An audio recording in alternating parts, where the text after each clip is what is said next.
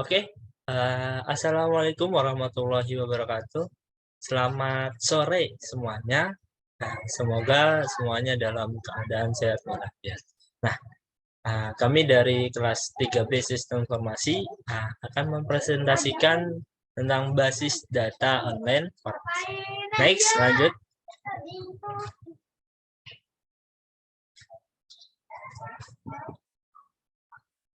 Nah, ini adalah anggota kelompok dari online farmasi. Yang pertama ada Arfian Haris Prayoga, kemudian ada Muhammad Dafa Rahman, ada saya sendiri Muhammad Fernandes, dan juga ada Muhammad Rizky Febriansyah.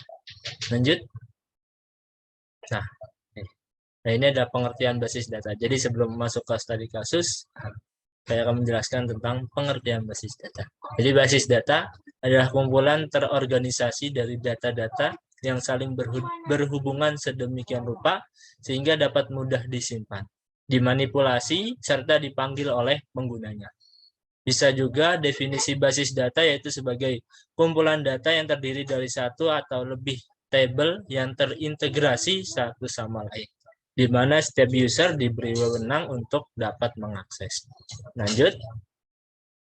Nah, kita masuk ke studi kasus, yaitu yang pertama seorang pelanggan menggunakan aplikasi farmasi online untuk membeli obat yang dibutuhkan pelanggan. Nah, farmasi online ini bisa melayani pelanggan dengan resep dokter. Kemudian setelah pelanggan mengirimkan resep obat berupa foto, petugas mengecek order dari pelanggan. Selanjutnya setelah obat yang dibutuhkan pelanggan ada, maka petugas memberitahu harga obat pada pelanggan. Kemudian setelah pelanggan tahu harga obat tersebut, pelanggan memilih membayar melalui m-banking ataupun uang digital. Nah, setelah info pembayaran diterima oleh petugas berupa foto, petugas memberikan obat yang dibeli oleh pelanggan melalui kurir. Nah, kemudian kurir mengirimkan obat kepada pelanggan. Nah, kemudian setelah pelanggan mendapatkan obat dari kurir, pelanggan mengkonfirmasi kepada petugas kalau obat sudah diterima. Lanjut. Nah, untuk materi selanjutnya akan disampaikan oleh Muhammad Dafar Rahman. Untuk waktu dan tempat saya persilakan. Ya, terima kasih Fernandes atas penjelasan materinya. Tadi rekan saya Muhammad Fernandes telah menjelaskan tentang basis data dan studi kasus pada kelompok ini. Saya Muhammad Dafar Rahman akan menjelaskan tentang penyelesaian kasus dari status kasus yang telah ada. Dalam penyelesaian kasus ini, terdapat beberapa langkah-langkah, yaitu sebagai berikut. Yang pertama, menentukan entitas, menentukan atribut, menentukan kunci utama atau primary key, menggambarkan IRD, membuat LRS. Lalu di langkah yang pertama, kita akan menentukan entitas. Dari studi kasus yang telah ada, kita menentukan ada 5 entitas. Yang pertama ada entitas pelanggan, entitas pembelian, entitas petugas, entitas stok obat, dan terakhir entitas kurir. Lanjut. Lalu ada di langkah kedua, kita akan menentukan atribut. Di atribut pelanggan, kita menentukan nomor pelanggan dan nama pelanggan. Di atribut pembelian, kita menentukan nomor pembelian, tanggal pembelian, dan jumlah pembelian. Di atribut petugas ada kode petugas, nama petugas, dan alamat. Di atribut stok obat ada kode obat, nama obat, harga, dan stok. Lalu yang terakhir ada di atribut kurir. Di atribut kurir ada kode kurir, nama kurir, dan selanjutnya. Lalu di langkah ketiga, kita akan menentukan kunci utama atau primary key. Di entitas pelanggan, ada primary key nomor pelanggan. Entitas pembelian, nomor pembelian. Entitas petugas, kode petugas. Entitas stok obat, kode obat. Dan terakhir entitas kurir, kode kurir. Next. Lalu kita ada di langkah keempat, yaitu menggambar IRD. Dari studi kasus yang kita telah buat, pelanggan akan melakukan pembelian. Lalu pembelian tersebut akan dilayani oleh petugas. Lalu petugas akan mengecek stok obat yang ada di pembelian. Setelah stok obat ada, petugas akan mengirimkan obat ke kurir. Dari kurir, obat akan dikirimkan ke pelanggan. Next. Lalu dari ERD yang kita buat, kita akan membuat LRS nih. Dari LRS berikut, kita semua bisa melihatnya ya. Setiap primary key ini ada digambarkan dengan ada underline-nya. Setiap primary key akan bersangkutan dengan tabel yang terkait. Misalkan di sini contohnya. Tadi di entitas pelanggan itu hanya ada nomor pelanggan dan nama pelanggan. Tetapi karena ada kurir itu akan berkaitan dengan pelanggan, maka primary key kode kurir akan dimasukkan ke pelanggan. Dan selengkapnya bisa dilihat di gambar berikut. Next. Lalu materi selanjutnya akan dilanjutkan oleh rekan saya, Muhammad Rizky Febriansyah. Waktu dan tempat dipersilahkan. Ya, terima kasih untuk Dava. Selanjutnya, kita menormalisasikan kode pemesanan. Akan menjadi aneh jika kode pemesanan tersebut hanyalah nomor urut. Tentu hal ini akan membutuhkan informasi lebih tentang pemesanan obat tersebut.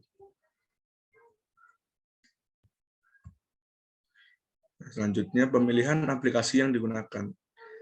Dalam studi kasus ini, kami sepakat menggunakan aplikasi yaitu MySQL. Dengan ERD, seperti yang sudah dijelaskan oleh Dava, dan gambar jelasnya bisa dilihat di PPT, dan juga LRS yang tadi sudah dijelaskan juga oleh Dava. Ini selanjutnya ada daftar tabel. Itu pertama ada tabel pelanggan, itu berisikan values nomor pelanggan, nama pelanggan, dan juga kode kurir. Lalu selanjutnya ada tabel pembelian, itu berisikan nomor pembelian, tanggal pembelian, jumlah pembelian, nomor pelanggan, dan kode petugas. Selanjutnya ada selanjutnya ada petugas, itu berisikan kode petugas, nama petugas, dan juga alamat. Selanjutnya ada tabel stok obat. Itu berisikan kode obat, nama obat, harga, stok, dan kode petugas. Di akhir ada tabel kurir, itu berisikan kode kurir, nama kurir, dan juga kode petugas. Ya, selanjutnya akan dilanjutkan oleh rekan saya, yaitu Arfian Haris, untuk waktu dan tempat dipersilakan. Ya, terima kasih Rizky. Selanjutnya, nomor 4 ada penyesuaian skema ke DBMS yang lebih spesifik.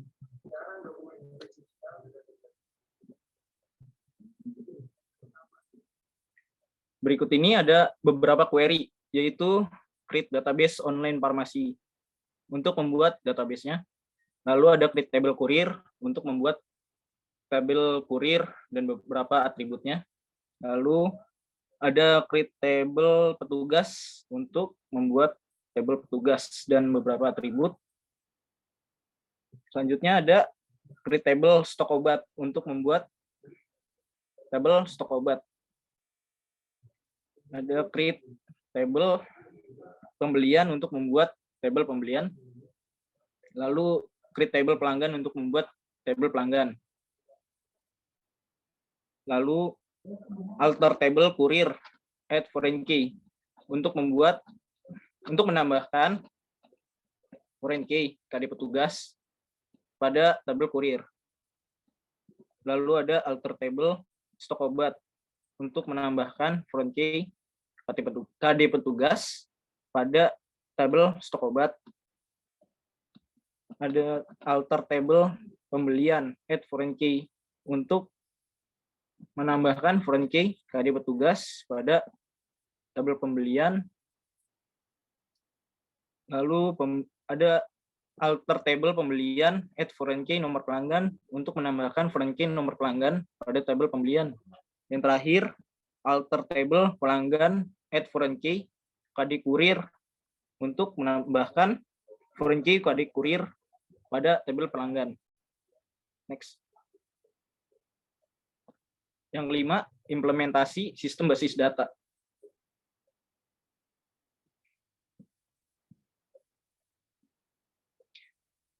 Pada slide ini ada gambar implementasi pada query create database yang membuat database tadi.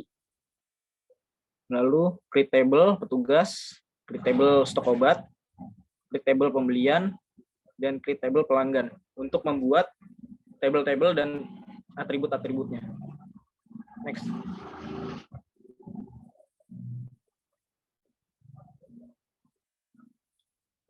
Pada gambar selanjutnya, ini ada alter table kurir at foreign key KD petugas, reference petugas KD petugas on delete cascade on update cascade untuk menambahkan foreign key KD petugas pada table kurir. Dan des kurir, des petugas untuk menampilkan atribut-atribut pada tabel kurir dan tabel petugas. Next. Pada gambar ini ada alter table stok obat add foreign key KD petugas, reference petugas KD petugas on delete cascade on update cascade, dan des stok obat.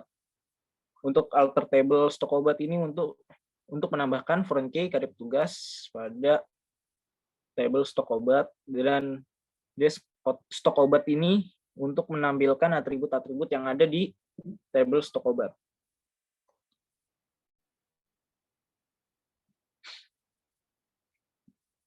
Lalu ada alter table pembelian add foreign key KD petugas untuk menambahkan foreign key KD petugas pada table pembelian, dan alter table pembelian add foreign key nomor pelanggan untuk menambahkan foreign key nomor pelanggan pada table pembelian. Terus ada des pembelian untuk menampilkan atribut pada table pembelian.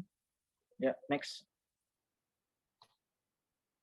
Yang terakhir ada alter table pelanggan add foreign key KD kurir untuk menambahkan foreign key KD kurir pada tabel pelanggan, dan des pelanggan untuk menampilkan atribut pada tabel pelanggan.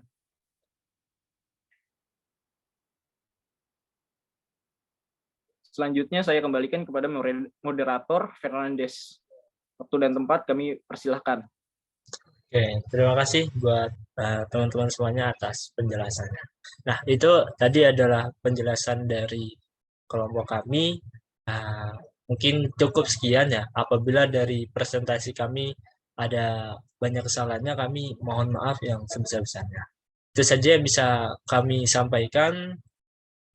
Sekian dari presentasi kelompok kami. Wassalamualaikum warahmatullahi wabarakatuh.